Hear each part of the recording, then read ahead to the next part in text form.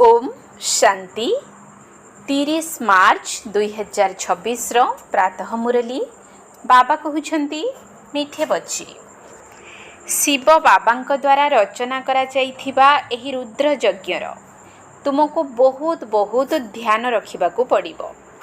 एहा स्वराज्य प्राप्त करिवार अविनाशी यज्ञ अटे। शिव बाबांक द्वारा रचना करा जाइथिबा एही रुद्र यज्ञर तुमको बहुत बहुत ध्यान रखिबा पड़िबो। एहा स्वराज्य प्राप्त करिवार अविनाशी यज्ञ अटे। प्रश्न केउ पिलामानक भितरे एही रुद्र यज्ञ प्रति सम्मान रही थाए? केउ पिलामानक भितरे एही रुद्र यज्ञ प्रति सम्मान रही थाए? उत्तर जेउ माने एहार विशेषता को जानी छंती। तुमको जना अछि जे एही रुद्र यज्ञ द्वारा आमे कौड़ीरू हीरा समान हेउछु। एथिरे सारा पुराणा दुनिया स्वाहा होई जिवो। एही पुराणा शरीर को मध्य स्वाहा करिबाकू हेबो। तेणु तुम मानक द्वारा वर्तमान से भली कौनसी बेनियम कार्य न हेउ जहा द्वारा यज्ञ रे विघ्न पड़िबो। जेतेबेले यज्ञ प्रति तुमर एही भली ध्यान रहिबो सेतेबेले ही तुमे यज्ञर सम्मान रखि परिबो। गीत माता ओ माता ओम शांति। पिला माने गीत सुनिले जेउ माने ही कविता सब रचना करिछंती से माने तो बिचरा माता मानंकु जानी ही नाहंती। केवल नाम सुनिछंती जगदम्बा, किंतु से किए थिले कौन करी जाइछंती एकथा केवल तुम मानंक व्यतीत आउ केही जानी नाहंती। जदि जगदम्बा अर्थात जगत मातांकर गायन अछि तेबे निश्चित जगत पितांकर मध्य गायन थिबो। जदि ब्रह्मा कुमारी माने अछंती तेबे ब्रह्मा कुमार मध्य थिबे। जेउ माने जगत अम्बांक पाखकु जाउछंती सेमानक बुद्धि रे ही ज्ञान नाही, केवल तांकर मूर्ति को पूजा करूछंती। देवी मानक पाखकु जाई भिक मागुछंती। तेबे एहा हेउछि राजस्व अश्वमेध अविनाशी रुद्र ज्ञान यज्ञ। एहार रचयिता हेले स्वयं माता पिता अर्थात ब्रह्मा बाबा और शिव बाबा। तत्त्वम तुमे माने मध्य यज्ञर रचयिता अट। तेणु तुम मानंकु एही यज्ञर बहुत दायित्व नेबाकू हेबो। तुमर एही यज्ञ प्रति बहुत आदर रहिबा दरकार। एही आबु हेला तुमर मुख्यालय। एहार आहुरी मध्य शाखा मान रहिछि। मम्मा बाबा ओ तुमे पिला माने एही यज्ञ द्वारा निजर भविष्यत को श्रेष्ठ करूछ। तेबे एही भली यज्ञर दायित्व वहन करिबा सहित एहार केते आदर मध्य करिबा दरकार। एही यज्ञ प्रति बहुत स्नेह रहिबा दरकार। एहा हमर मम्मा अर्थात जगदम्बांकर यज्ञ, मम्मा बाबांकर यज्ञ अर्थात आमर यज्ञ। एही यज्ञर वृद्धि करिबाकू हेबो। जेपरि एठाकू समस्ते आसी निजर पितांक ठारू स्वर्गर संपत्ति नहीं पारिबे। केही जदि निजे नहीं पारु नाहांती, निजर समय नाही, तेबे अन्य मानकू मध्य निमंत्रण देबा दरकार। एहार नाम हेउछि राजस्व अश्वमेध ज्ञान यज्ञ, जेउठारु सत्यजुगी स्वराज्य मिली थाए। एही यज्ञ रे पुराणा शरीर को मध्य स्वाहा करिबाकू पड़िबो, अर्थात संपूर्ण रूपे बाबांकर हेबाकू पड़िबो। एही यज्ञ कोनोसी घर नुहे, एहा तो सारा विश्वर कथा। जेउ यज्ञ रे सारा विश्व स्वाहा होई जिवो। आगकू गले तुमे देखिबो एही यज्ञर केते आदर सम्मान हेबो। एठारे किंतु बहुत पिलांकर यज्ञ प्रति सेतिकी सम्मान नाही। एमाने समस्ते यज्ञवश्य अर्थात यज्ञ रे रहुथिबा संतान अटंती। दिन को दिन अधिकरु अधिक संतान जन्म होई चलीछंती, अर्थात अनेक एठाको आसुछंती। तेबे एही यज्ञर केते सम्मान रखिबा दरकार। किंतु बहुत पिला एभली अछंती जहांकर यज्ञ प्रति आदर ही नाही। एहा केते बड़ यज्ञ जहा द्वारा मनुष्य कौड़ीरू हीरा तुल्य एवं भ्रष्टाचारी श्रेष्ठाचारी हेउछंती। सेथिपाई बाबा कहउछंती जहा भी हेउ यज्ञ रचना करि चाल, अर्थात नुआ नुआ सेंटर खोल। जदि जणे भी श्रेष्ठाचारी होई गला तेबे ओहो सौभाग्य। दुनिया रे एते लक्ष लक्ष मंदिर सबु रहिछि, किंतु सेठारे केही श्रेष्ठाचारी हेउ नाहंती। ଏଠାରେ ତ କେବଳ 3 ପାଦ ଭୂମି ଆବଶ୍ୟକ। ଯଦି କେହି ଆସନ୍ତି ତେବେ ତାଙ୍କର ଜୀବନ ଏକଦମ ସୁଧୁରିଯିବ। ତେଣୁ ଏହି ଯଜ୍ଞର କେତେ ସମ୍ମାନ ରଖିବା ଦରକାର। ବାବାଙ୍କୁ ଅନେକ ସନ୍ତାନ ଚିଠି ଲେଖୁଛନ୍ତି, ବାବା ମୁଁ ନିଜ ଘରେ ପାଠଶାଳା ଖୋଲିବି। ଆଚ୍ଛା ବଚ୍ଚେ, ଖୁସିରେ ଯଜ୍ଞ ଭୂମି ଅର୍ଥାତ୍ ପାଠଶାଳା କର। କାହାର ନା କାହାର କଲ୍ୟାଣ ହୋଇଯିବ। ଏହି ଯଜ୍ଞର ବହୁତ ମହିମା ରହିଛି। ଏହା ଯଜ୍ଞ ଭୂମି ଅଟେ, ଯେଉଁଠାରେ କନ୍ୟାମାନେ ଅନ୍ୟର କଲ୍ୟାଣ କରିଚାଲିଛନ୍ତି। ଏହିଭଳି ଯଜ୍ଞର ବହୁତ ସମ୍ମାନ ହେବା ଉଚିତ। କିନ୍ତୁ ଏ ବିଷୟରେ ପୂରା ଜ୍ଞାନ ନଥିବା କାରଣରୁ ସେତିକି ସମ୍ମାନ ନାହିଁ। ଏମିତି ବହୁତ ଅଛନ୍ତି, ଯେଉଁମାନେ ଯଜ୍ଞରେ ବିଘ୍ନ ପକାଉଛନ୍ତି। ଏହା ଶିବ ବାବାଙ୍କର ଯଜ୍ଞ ଅଟେ। ତେବେ ମାତା ପିତା ଅର୍ଥାତ୍ ବ୍ରହ୍ମା ବାବା ଏବଂ ଶିବ ବାବା ଏକାଠି ଅଛନ୍ତି। ତେବେ ଏହି ମମ୍ମା ବାବାଙ୍କ ଠାରୁ ତ କିଛି ବି ମିଳୁନାହିଁ। ଅବିନାଶୀ ପିତା ଠାରୁ ହିଁ ସବୁ କିଛି ମିଳୁଛି। ସେ ହେଉଛନ୍ତି ଜଣେ। ମମ୍ମା ବାବାଙ୍କର ଶରୀର ଅଛି, ନିରାକାରଙ୍କର ତ ଶରୀର ନାହିଁ। ତେଣୁ ବାବା କହୁଛନ୍ତି ଯେ ବ୍ରହ୍ମାଙ୍କର ମଧ୍ୟ ଚେଲା ହୁଅ ନାହିଁ, କେବଳ ମୋତେ ମନେ ପକାଅ। ଏହି ବାବା ମଧ୍ୟ ମୋତେ ମନେ ପକାଉଛନ୍ତି। ଚିତ୍ରରେ ମଧ୍ୟ ଦେଖାଇଛନ୍ତି ରାମ, କୃଷ୍ଣ, ବ୍ରହ୍ମା ଆଦି ସମସ୍ତେ ତାଙ୍କୁ ହିଁ ମନେ ପକାଉଛନ୍ତି। କିନ୍ତୁ ବାସ୍ତବରେ ଏଭଳି କିଛି ନୁହେଁ। ସତ୍ୟଯୁଗରେ ତ କେହି ଭଗବାନଙ୍କୁ ମନେ ପକାନ୍ତି ନାହିଁ, କାରଣ ତାଙ୍କୁ ପ୍ରାରବ୍ଧ ମିଳିଯାଇଥାଏ। ତେଣୁ ଆଉ ମନେ ପକାଇବାର ଆବଶ୍ୟକତା ହିଁ ନଥାଏ। ଆମେ ପତିତ ହୋଇଯାଇଛୁ, ତେଣୁ ଆମକୁ ହିଁ ପବିତ୍ର ହେବା ପାଇଁ ସ୍ମରଣ କରିବା ଦରକାର ପଡ଼ୁଛି। ସବୁ ମହିମା ତ ଜଣଙ୍କର ହିଁ ଅଟେ। ଶିବ ବାବାଙ୍କ ପ୍ରତି ସମର୍ପିତ ହେବା କାରଣରୁ ହିଁ ବ୍ରହ୍ମାଙ୍କୁ ସମ୍ମାନ ମିଳୁଛି। ତୁମମାନଙ୍କୁ କୌଣସି ବି ଦେହଧାରୀଙ୍କୁ ସ୍ମରଣ କରିବା ଉଚିତ ନୁହେଁ। ଦେହଧାରୀଙ୍କ ଦ୍ୱାରା ହିଁ ତୁମମାନଙ୍କୁ ତାଙ୍କର ପରିଚୟ ମିଳିଛି। କିନ୍ତୁ ତୁମକୁ ତାଙ୍କୁ ସ୍ମରଣ କରିବାକୁ ପଡ଼ିବ। ବ୍ରହ୍ମା ବାବା ମଧ୍ୟ ଦେହଧାରୀ ଅଟନ୍ତି, ସେସବୁର ପରିଚୟ ଦେଉଛନ୍ତି। କିନ୍ତୁ ବହୁତ ଏଭଳି ନିର୍ବୋଧ ସନ୍ତାନ ଅଛନ୍ତି, ଯିଏକି କହିଥାନ୍ତି ଆମେ ତ ସିଧାସଳଖ ଶିବ ବାବାଙ୍କର ପ୍ରେରଣାରୁ ଜ୍ଞାନ ନେଇପାରିବୁ। ଯଦି ଏଭଳି ହୋଇପାରୁଥାନ୍ତା, ତେବେ ତାଙ୍କୁ ଏହି ରଥରେ ଆସିବାର କ'ଣ ଆବଶ୍ୟକତା ଥିଲା? ଏପରି ମଧ୍ୟ କେତେକ ଅଛନ୍ତି, ଯିଏକି ଭାବୁଛନ୍ତି ଏହି ସାକାର ବାବାଙ୍କ ସହିତ ଆମର କ'ଣ କାମ? ବାବା ତ କହୁଛନ୍ତି ମନ୍ମନା ଭବ, ଅର୍ଥାତ୍ ମୋତେ ମନେ ପକାଅ। କିନ୍ତୁ ସବୁ କଥା ବାବା ୟାଙ୍କ ମାଧ୍ୟମରେ ତ କହୁଛନ୍ତି ନା। ତେଣୁ ଉଭୟଙ୍କର କ୍ରମାନୁସାରେ ସମ୍ମାନ ରଖିବାକୁ ପଡ଼ିବ। ସମ୍ମାନ ମଧ୍ୟ ସେହିମାନେ ଦେବେ ଯେଉଁମାନେ କ୍ରମାନୁସାରେ ରାଜଗଦିରେ ବସିବାର ଯୋଗ୍ୟ ହୋଇଥିବେ। ମମ୍ମା ବାବା ପ୍ରଥମେ ରାଜଗଦି ଉପରେ ବସିବେ, ତେଣୁ ତାଙ୍କୁ ଅନୁକରଣ କରିବାକୁ ହେବ। ବହୁତ ପ୍ରଜା ମଧ୍ୟ ରଚନା କରିବାକୁ ହେବ। ପଦ ମଧ୍ୟ ବହୁତ ଉଚ୍ଚ ଅଟେ। ଏଥିରେ ଡରିବାର କୌଣସି କଥା ନାହିଁ।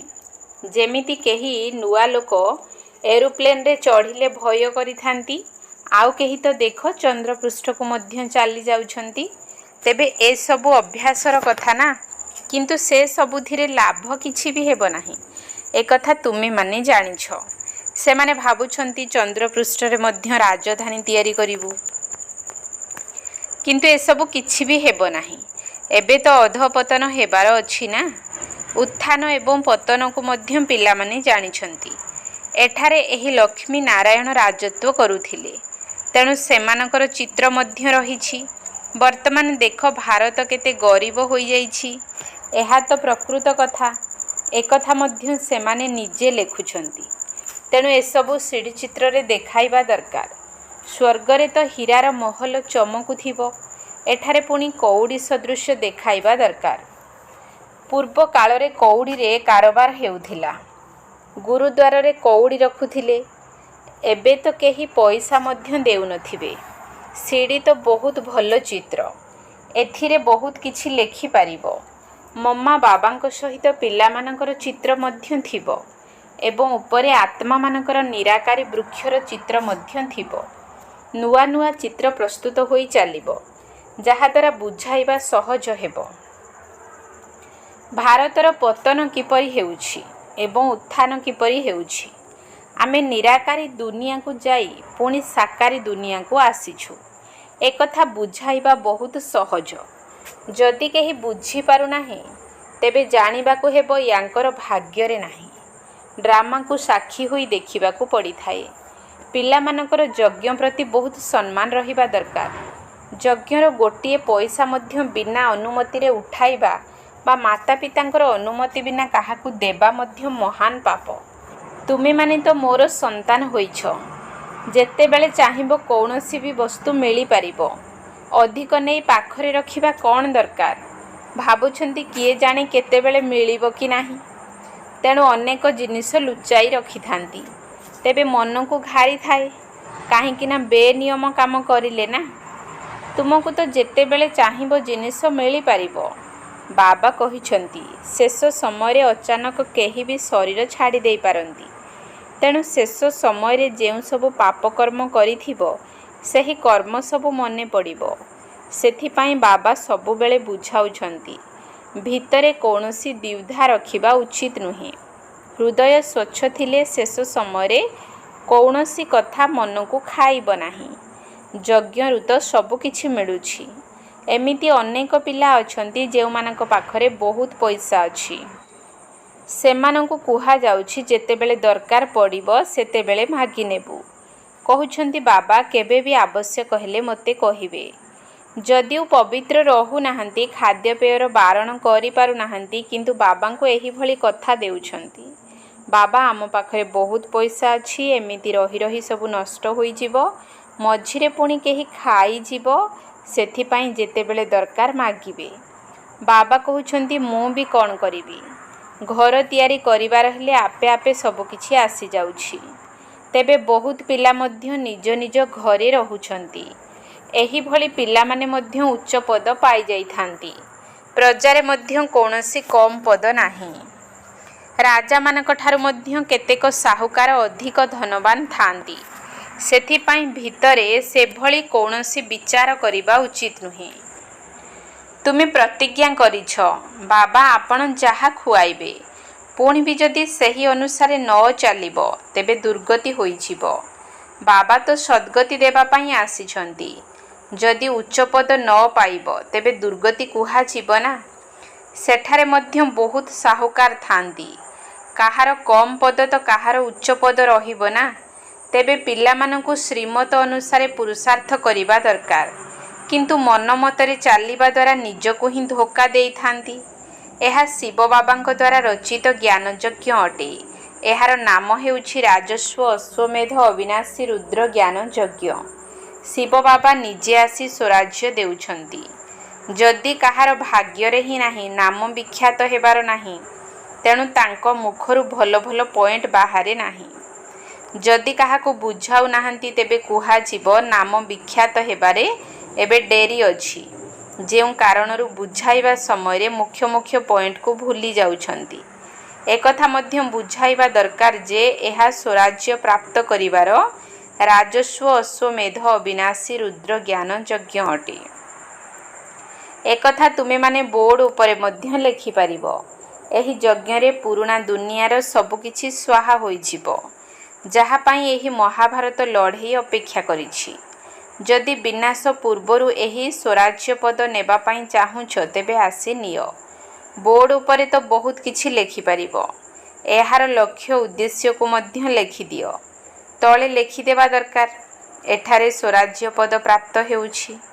ଯେତେ ଦୂର ସମ୍ଭବ ସ୍ପଷ୍ଟ ଭାବରେ ଲେଖିବା ଦରକାର, ଯାହାଦ୍ୱାରା କେହି ବି ପଢ଼ିବା ମାତ୍ରେ ବୁଝିପାରିବ। ବାବା ନିର୍ଦ୍ଦେଶ ଦେଉଛନ୍ତି, ଏହିଭଳି ବୋର୍ଡ଼ ତିଆରି କର। ଏହି ଅକ୍ଷର ସବୁ ନିଶ୍ଚିତ ଭାବରେ ଲେଖ। ସମୟ ଆସିବ ଏହି ଯଜ୍ଞର ବହୁତ ପ୍ରଭାବ ବିସ୍ତାର ହେବ। ବିଘ୍ନ ତ ବହୁତ ଆସିବ। କୁହାଯାଏ ସତ୍ୟର ନୌକା ହଲିବ ଝୁଲିବ କିନ୍ତୁ ବୁଡ଼ିବ ନାହିଁ। କ୍ଷୀର ସାଗରକୁ ଯିବାର ଅଛି, ତେଣୁ ବିଷୟ ସାଗର ସହିତ ମନ ଲଗାଇବା ଉଚିତ ନୁହେଁ। ଯେଉଁମାନେ ଜ୍ଞାନକୁ ଗ୍ରହଣ କରୁନାହାନ୍ତି, ତାଙ୍କ ପଛରେ ପଡ଼ି ନିଜର ସମୟ ନଷ୍ଟ କରିବା ଉଚିତ ନୁହେଁ। ଏହି ଶିକ୍ଷା ତ ବହୁତ ସହଜ ଅଟେ। ତୁମେ ହିଁ ପୂଜ୍ୟ ଦେବୀ ଦେବତା ଥିଲ, ଏବେ ପୂଜାରୀ ହୋଇଯାଇଛ। ବାବା କେବଳ ଏତିକି କହୁଛନ୍ତି, ମୋତେ ମନେ ପକାଅ, ତେବେ ଆତ୍ମାର ଖାଦ ବାହାରିଯିବ। ତୁମର ପାପ ଭସ୍ମ ହୋଇଯିବ। ପାପ ଭସ୍ମ କରିବାର ଆଉ କୌଣସି ଉପାୟ ନାହିଁ। ଏହା ହିଁ ସଚ୍ଚା ଉପାୟ। किंतु पिलामाने जोगरे रहुनाहांती कारण बहुत देह अभिमान अछि। जेतेबेले देह अभिमान दूर हेबो सेतेबेले जोगरे रहि परिबो। तेबे जाई कर्मातीत अवस्था हेबो। शेष समय रे कौनसी जिनिस मने पड़िबा उचित नुहे। केही केही संतान मानकर कौनसी जिनिस रे एते मोह लागी जाउछि जे से कथा न कहिले भल। शिव बाबा को केबे भी स्मरण ही करुनाहांती। एभली बाबा को तो विशेष भावे मने पकाइबा उचित। कुहा जाए हाथ कार डे दिल यार डे अर्थात हाते काम हृदय राम। एही भली जोगयुक्त होई तो केही केही बड़ कष्टरे रहि पारुथिबे। चाली चलणरू ही जणा पड़ी जाए जे एहांकर यज्ञ प्रति आदर नाही। तेबे एही यज्ञर बहुत ध्यान रखिबा उचित। यज्ञर ध्यान रखिल अर्थात बाबा को खुशी करिल। सबु कथारे ध्यान रखिबा उचित। गरीब मानकर पाई पाई अर्थात गोटिए गोटिए पैसा एही यज्ञ को आसुछि जेउथिरे सेमाने पदमपति हेउछंती। जेउ माता मानक पाखरे किछि भी नाही किंतु सेमाने जदि गोटिए टंका 2 टंका बा 8 अणा मध्य यज्ञ रे देउछंती तेबे सेमाने पदमपति होई जाउछंती। कारण बड़ भावना पूर्वक खुशी खुशी रे देइथांती। बाबा कहउछंती मु तो गरीबर बंधु तुम पिलामानक पाई ही आसीछि। केही तो 8 अणा मध्य देउछंती। कहउछंती बाबा घर कामरे गोटिए इटा लगाई दियो। केबे केबे 2 मुठा चाउल किंबा गहम इत्यादि मध्य नेई आसुछंती। सेमानकर तो बहुत जमा होई जाई थाए। तांकर गोटिए गोटिए शस्य कणिका मध्य सोना मोहर सहित समान होई जाई थाए। एमिति नुहे जे तुमे गरीब मानकु जाई दान करिवो। गरीब मानकु तो दुनियार लोक माने दान देउछंती। एमिति भी दुनियारे अनेक गरीब अछंती। जदि समस्ते आसी एठारे बसी जिबे तेबे मुंड खराब करिदेबे। एमिति तो बहुत कहउछंती आमे यज्ञ रे समर्पण हेबु किंतु देखि चाहि रखिबाकू पड़ी थाए। एमिति न हेउ यज्ञ रे आसी विशृंखला सृष्टि करिवे। यज्ञ रे तो बहुत पुण्यात्मा होई रहिबा उचित। बहुत ध्यान रखिबा उचित। जेउ ईश्वरीय यज्ञरू आमे निजर शरीर निर्वाह करूछु ताहा प्रति बहुत सम्मान रहिबा उचित। यज्ञर पैसा काहाकू देई देबा बहुत बड़ पाप अटे। एही पैसा केवल सेही मानक पाई उद्दिष्ट जेउ माने यज्ञ रे रही कौड़ीरू हीरा भली हेउछंती। ईश्वरीय सेबारे लागिछंती। बाकी गरीब मानकू दान देबार पुण्य तो जन्म जन्मांतर करि आसीछ। तथापि भी तळकू खसी खसी पाप आत्मा होई जाइछ। तुमे पिला माने समस्तंकु बाबांकर परिचय देबा पाई छोट छोट गाँ मानकरे मध्य प्रदर्शनी आदि करि चाल।